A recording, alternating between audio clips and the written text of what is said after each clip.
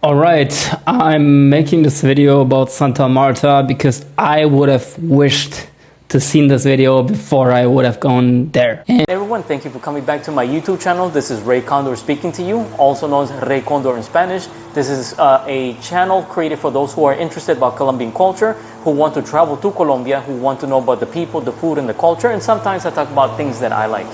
And I want to do this video as a reaction video because my brother specifically sent this to me. So the following video that I'm doing a reaction to is created by a YouTube travel blogger called Arthur Flustro. I'm not sure if I'm pronouncing his name correctly. He is from Germany, I believe, and the title of his video is called I Was Robbed in Gunpoint in Colombia, specifically Santa Marta. And to make this clear from the start, Santa Marta is worth visiting. I wouldn't spend there too long. I was there for a month. That's too much. It's too hot. It's too dangerous. Tourism, yes. Go there for a week, check the boxes, and get the fuck out of the city. So right before we continue, I want you to keep in mind that this person is Dominic Wolf, is also another YouTuber slash influencer from Germany, and he went to Colombia, married, had kids there, took his family, took his mom, took his dad, took his brother, took his cousins, and they had the absolutely most wonderful time ever, never getting robbed, nothing ever happened to him, nothing ever at all, and he still continues to live in Colombia, has 1 million followers on TikTok, and is considered basically a Colombian treasure because he became Colombian himself. Look, I don't want to oversell the danger, but I think you shouldn't also undersell it because there is some things that are life-threatening. It's not just about the robbery that happened to me, but also the fact that people kept getting shot in the neighboring streets on a weekly basis, and this is not an exaggeration. So make sure you watch all the video so you get all the stories so you can avoid all of this shit. That's not how I got into the situation. So I was in Medellin. Okay, so the first red flag that I see here, he says I was in Medellin. He was not in Circasia, he was not in Ginebra, he wasn't even in Manizales. So why is it that this person is talking about, oh, I was in Medellin, where is a place known for passport bros, for sexpat travelers, and for people who travel for the vices of the world because they know that adult services are legal there compared to other countries. Okay, that's the first red flag. I looked at Santa Marta, maybe as you do, as this beautiful beach city, which it is, and thought couldn't be worse than Medellin, right? And I looked on a local website because I was broke to get an apartment there, which was quite cheap, but it was a little outside. It was like in the south of the city, but very close to the beach, which I found very nice. And the beach there was also nice. It's actually nicer than in central Santa Marta. But the southern parts, Rodadero, and also the part next to the airport are unsafe. Okay, so far from what I'm understanding, I'm getting vibes that he didn't do his research properly because he said he took from a local website, okay? Number two, he found something that was super cheap. Number three, yes, it is true that the southern part of Santa Marta is cheap and it is also more dangerous, but he's talking about Rodadero. Rodadero is about 9 miles away in the metric system. It's about 15 kilometers. That is actually one of the safer areas, and most people from Santa Marta who have a lot of money, and even parts of Colombia who are rich, they will actually have apartments there and properties there. So like, for example, the vallenato singer Carlos Vives, he has apartments there. There's a famous lady from Exatlon, which is basically like, influencers put together and they run through the gauntlet and stuff like that and do all these exercises. Famous vallenato singers will go there. So I'm trying to figure out where in the world was this guy at, because I have had family members who have stayed in Rodadero Beach. Rodadero is actually south of the city. Now, if you talk about the southern part of main Santa Marta, then yeah, I would say that. But even my friend who lives in that area, I would say that my friend is close to a military battalion, so they don't allow certain things to happen. So I'm trying to figure out where is this guy located. The more central you can go in the city, the better. Those zones in the south, they have nice beaches sometimes, but all the robberies that I heard were there. I never heard something happening in the center. It was always in those zones. Anyway, I was there. It was beautiful nature. It's like halfway into the Sierra Nevada, Santa Marta. So you have all the mountains in the background.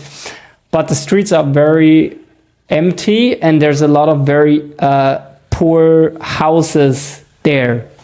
So this is kind of the problem. I'm trying to look at this video here where when he's walking through a dirt road. I'm seeing a dog walking. I'm looking at the background. It looks very rural. I see trees in the background. It looks like to me that he's outside of the city because, as I said, my friend lives in the southern part. And when I will get live talks, via video chat, the person was literally sitting down looking at the city going up a mountain or a large hill. So it seems to me that he was trying to save himself a quick buck, and he ended up in one of the worst areas. Because I have seen stuff like this happen before, where people have gone to Brazil and they try to rent an Airbnb and they rent a little room in the middle of like the favela in the hood where people get shot at and stuff like that. So I would suggest that you need to do your research before you go. When my brother went, who's more Americanized than me, he went online. What are the safest areas of Santa Marta? He contacted me. Contact your friends in Santa Marta. What are the nicer areas? He called my cousins up who have been there plenty of times and nothing ever happened to them. Go over, what are the nicer areas? What are the more dangerous areas? Where can I go and where can I not go? And nothing ever happened. And the first week, I ordered an Uber from a hotel. And the guy there told me that there was a family shot next street to my apartment. And I was like, what? So I came there, everything full of police. And the guy at my Airbnb confirmed that it was a car with like a family with 2 children surrounded by 2 motos. And they just shot the whole family, including children. And they said it was the narcos, that they have like some problem with them. It's like fucking Netflix Narcos movie, right? But his stuff is happening there.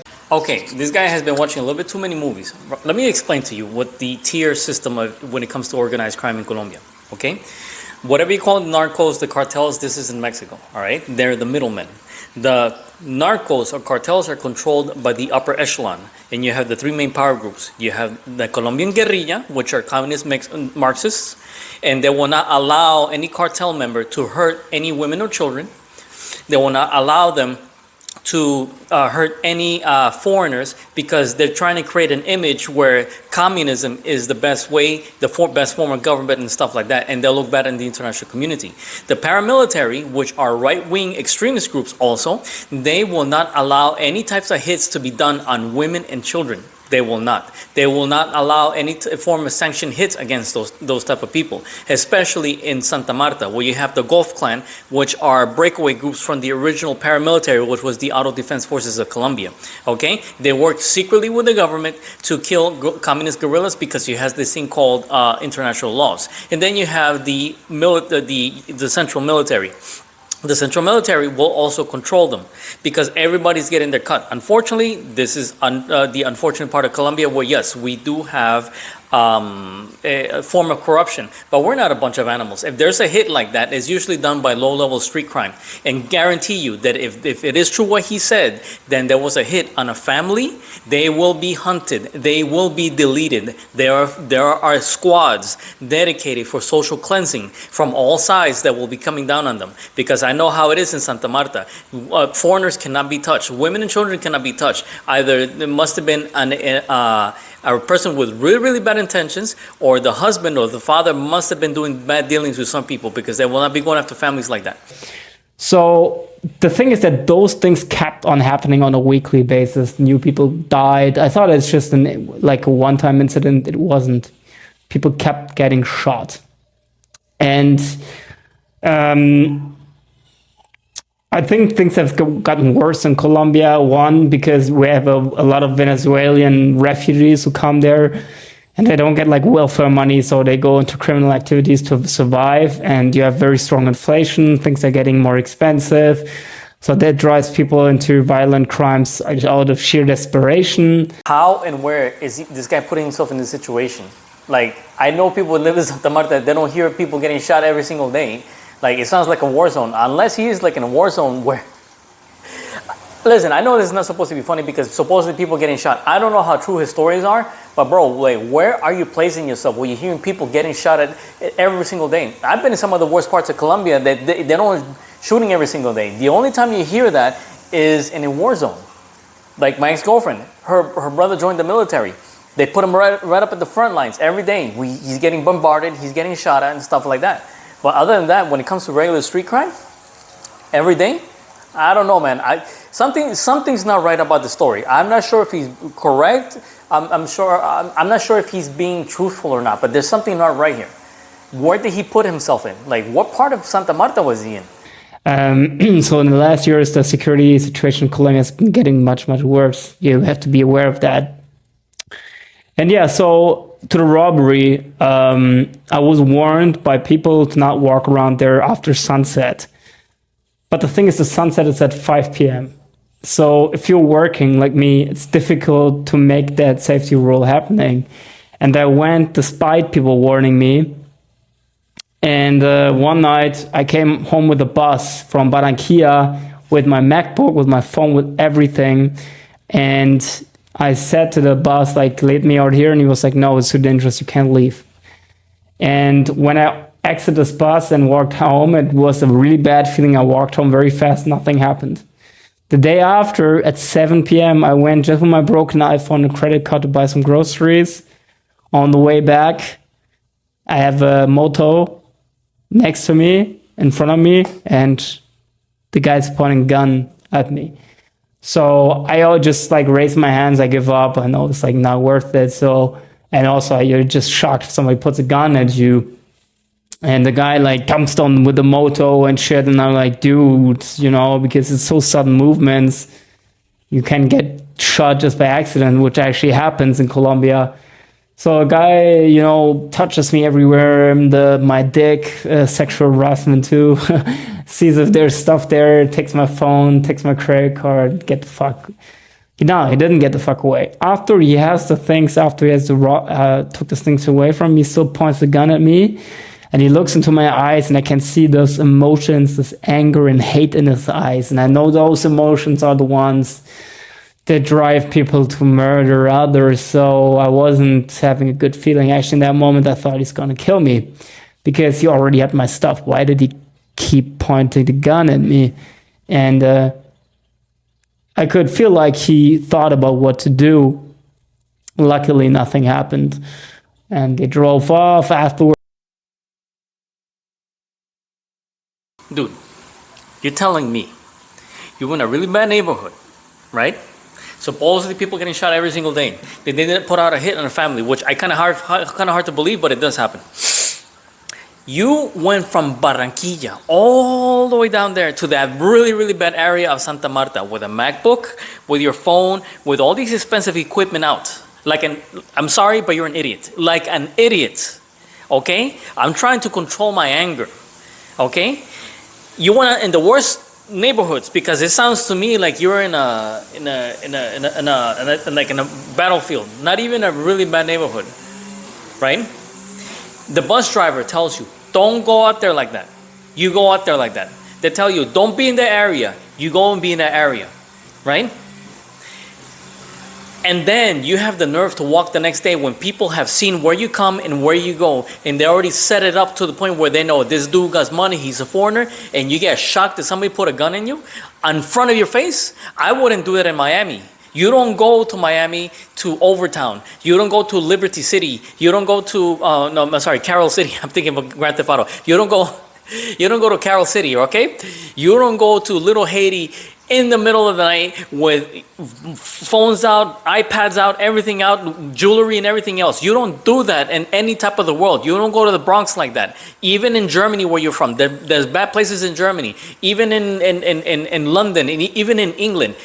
Usted no tiene cabeza? Like, don't you have a head? Like, seriously, bro, where is your common sense? That is your fault. I'm sorry. That is your fault. You put yourself in that position. You don't go to the worst neighborhoods carrying expensive equipment when you could have been in other better places. If you want to, I'll find an Airbnb for you so you can be there, okay? And not put yourself in that position. Like, I'm sorry, bro. Like, I'm trying not to lose my mind here, but why would you put yourself in that position? Like, what is wrong with you people? Is there no common sense? To like people coming to me and helping me, and like one woman drove me home on her moto. They're like They actually, the Colombians, they don't like these robberies too because they get robbed as well. Like the days after, I met several Colombians who live in that neighborhood who got robbed. And it's just like continuously that stuff happened. People getting robbed, people getting shot. I heard so much stories. Stay in the center of Santa Marta. Be aware. Try not to walk around at night alone. And you should be able to avoid those things. Come to the city, but please be careful. Homeboy, I don't walk alone at midnight around my neighborhood, even though it's super safe. I live in a nice suburb in the United States. Nothing ever happens here, okay? I don't put myself in that position. Why would you walk around at night where it's dark and you have absolutely nobody close to you? If you're in a town center where you have bars and you have people walking around and there's people 24/7 in some areas of Colombia, then yeah, it's fine. But why would you do that? Why? Especially in a country that you don't understand, in a country that you know is not as safe as I wouldn't do it in Germany where you're from. I wouldn't do that. If you go to, I heard Manchester is horrible in the United Kingdom. Am I going to walk around at midnight? This is the second story that I hear of foreigners saying that they want to walk around at night. Like the other one was a lady in Medellin walking around at midnight. Who walks around at midnight doing what? To do what productive? You going to go to church? You gonna go read the Bible? You gonna go to say the Chaplet of the Divine Mercy, or maybe you gonna go say the Rosary? Listen, I plan to take a trip in the next few months to Mexico, right? And I have a friend of mine who's a fellow traveler. He is Mexican, living in Colombia, right?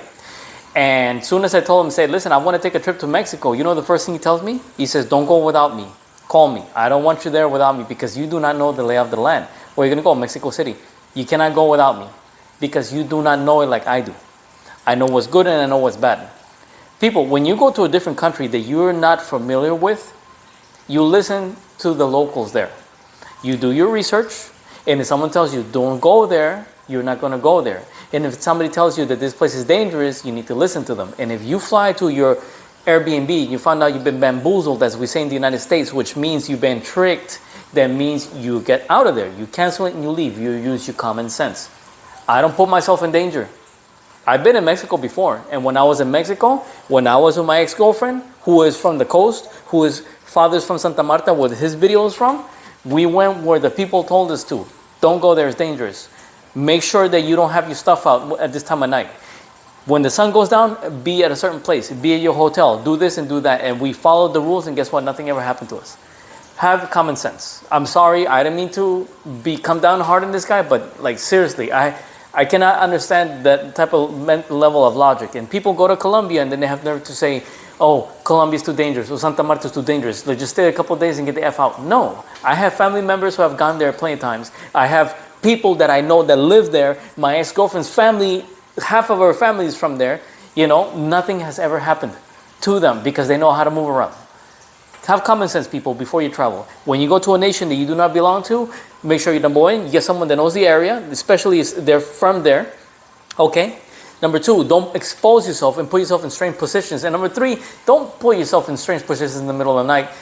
I have heard all sorts of comments before and all sorts of excuses. Yeah, well, I come from LA and I'm from the tough part of town, or in my country, we're super safe, we'll go around the 12. You're in a different country, you do not know.